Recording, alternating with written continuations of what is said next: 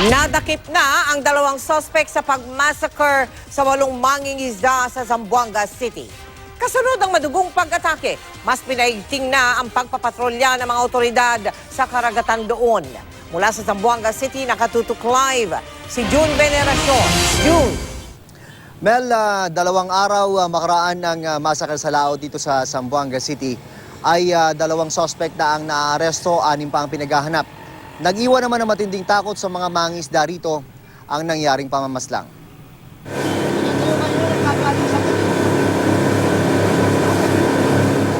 Mas pinalakas ang maritime patrol sa karagatan ng Zamboanga City kasunod ng pagmassacre ng mga bandido sa 8 mangingisda Lunes ng gabi.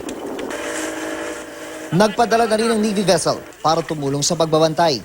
The pursuit operation is ongoing in Barangay Muti. It is in the coast of Zamboanga because based on witnesses, the perpetrators come from that barangay. And it is being reported by the population himself. 2 na ang naarestong suspect, 6 pa ang pinaghahanap. Itinanggi nila na may kinalaman sila sa massacre sa laot.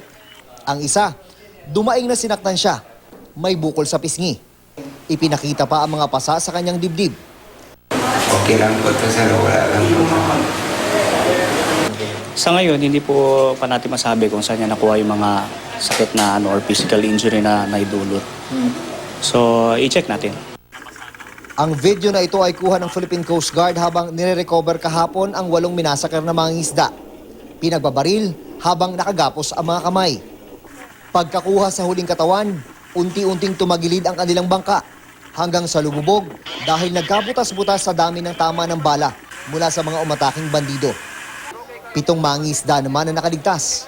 Sa bahagi ng karagatan ng Zamboanga, tumalon yung 7 survivor ng massacre. Lumangoy sila ng 8 oras para makarating sa Siromon Island. Nangyari yan mula alas 8 ng gabi noong Lunes hanggang alas 4 ng madaling araw kinabukasan. Mabuti na lang hindi sila pasalubong sa agos ng dagat. Kung hindi, baka napadpad sila palayo sa lupa. Nagdala sila ng styrofoam, then yung iba nagdala ng banyera. Kung ano yung nakuha nila nung pinatalon sila, yun na yung ginamit nila panglangoy.